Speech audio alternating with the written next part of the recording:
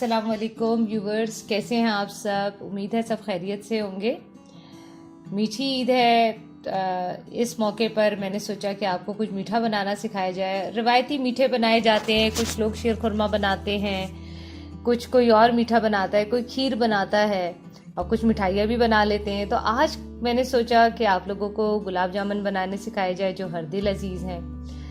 गुलाब जामुन मिठाइयों में इनफरादी हैसियत रखते हैं। इसके लिए शीरा बनाना भी सब बहुत ज़रूरी होता है। शीरा बनाने के लिए हमें सबसे पहले 2.5 कप चीनी चाहिए होगी, और ये इतने बड़े अमेरिकन जो कप्स होते हैं इसके हिसाब से हमने चीनी लेनी है।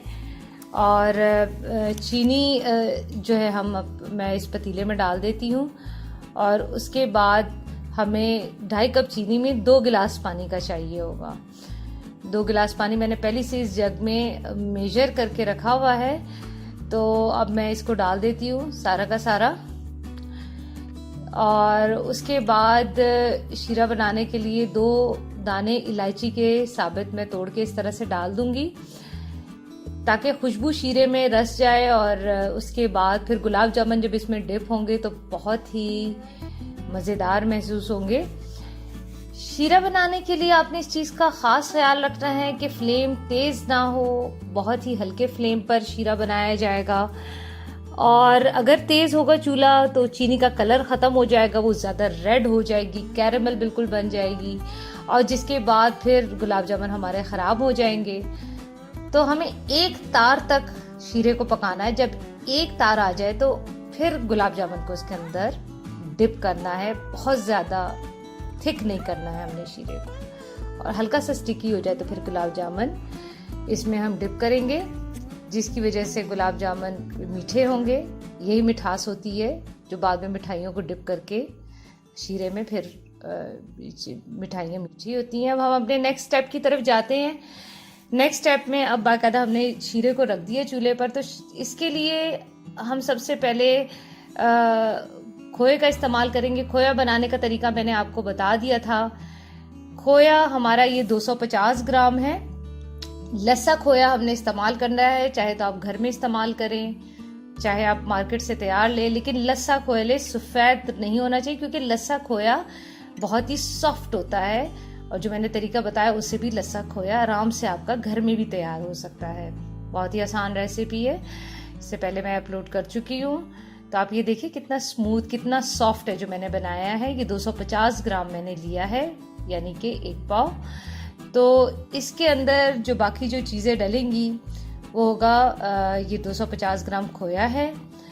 इसके अंदर हम आधा अंडा फेंटा हुआ डालेंगे। उसके बाद आधा अच्छी तरह फेंटना है। उसके बाद आधा चाय का चम्मच घी डालेंगे। घी बहुत इम्पॉर्टेंट है इसके लिए। उसके बाद हम इसके अंदर सूजी डालेंगे 1 टेबल स्पून, 3 टेबल स्पून मैदा होगा, और थोड़ा सा इलायची पाउडर, केवड़े के चंद कतरे डालेंगे, और बेकिंग पाउडर 1/4 टीस्पून, 1/4 चाय का चम्मच, इससे ज़्यादा नहीं डालना है। सोडे का इस्तेमाल बिल्कुल नहीं करना है, बेकिंग पाउडर का इस्तेमाल करना है। जो चीज़ें जिस हिसाब से बताई जाए उसी हिसाब से आपने इसमें डालनी। मेजरमेंट इसमें बहुत इम्पोर्टेंस रखती है, तो आपने मेजरमेंट के हिसाब से चलना है। अगर आपसे कोई भी मिकदार आगे पीछे हो गई तो गुलाब जामुन संभालना आपके लिए बहुत ही ज़्यादा मुश्किल हो जाएगा।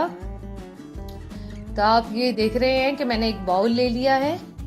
इस बाउल में मैं ये तमाम चीज़ें मिक्स करूँगी। सबसे पहले मैंने इसमें खोया डाला 250 ग्राम, जो मैंने अभी आपको बताया था, वो मैंने सारा खोया इसमें डाल दिया है। बहुत ही सॉफ्ट है, बहुत ही मुलायम है, और घर का बना हुआ तो बहुत ही फ्रेश भी है।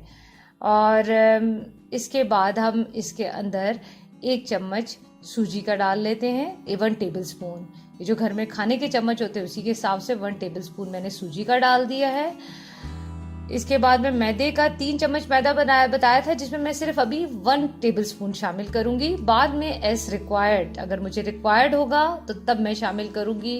पाउडर इलायची का, उसको मैंने शामिल किया।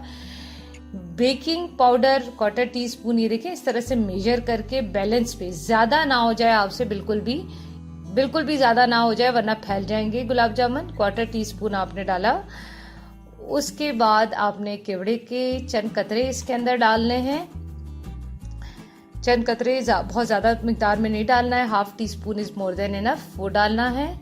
तो जिससे काफ़ी खुश जायका एक एसेंस है, ये केवड़ा एसेंस है बेसिकली, थोड़ा सा ही डालना है, इसके लिए काफ़ी होता है।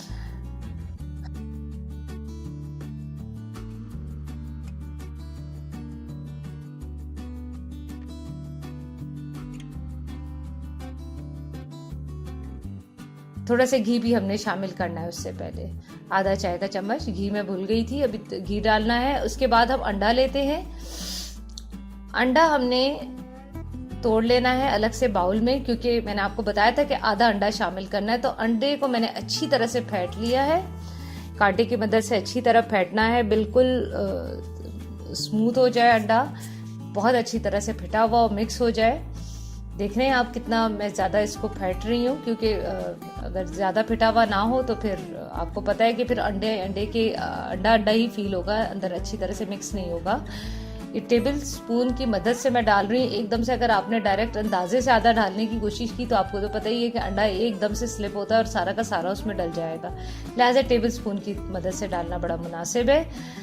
इन तमाम चीज़ों को मैं अच्छी तरह से मिक्स कर दूंगी और अच्छी तरह से इसमें अपने हाथों की मदद से बाउल में मैंने इसको तमाम चीज़ों को मिक्स किया है। अब आप देख रहे हैं मैंने लकड़ी का फट्टा ले लिया है। मिक्स करने के बाद तमाम मिक्सर जो है उठा के यहाँ पे रखा है। जो डो मैंने बनाई थी मैं खोए की मदद से, आप देख रहे हैं मैं हथेली की मदद से इस लकड़ी के फट्टे पर मैं इसको मिक्स कर रही हूँ। और इस लकड़ी के बोर्ड के ऊपर मिक्स करने की बड़ी वजह यह है कि जो इजाफी चिकनाइयत है वो लकड़ी का बोर्ड खींच लेता है। तो हमेशा लकड़ी के बोर्ड पर मिठाई जब भी बनेगी और इसकी रगड़ाई होगी जब भी खोए की, तो वो लकड़ी के तख्ते पर ज़्यादा अच्छे तरीके से होगी, हथेली की मदद से मसल के।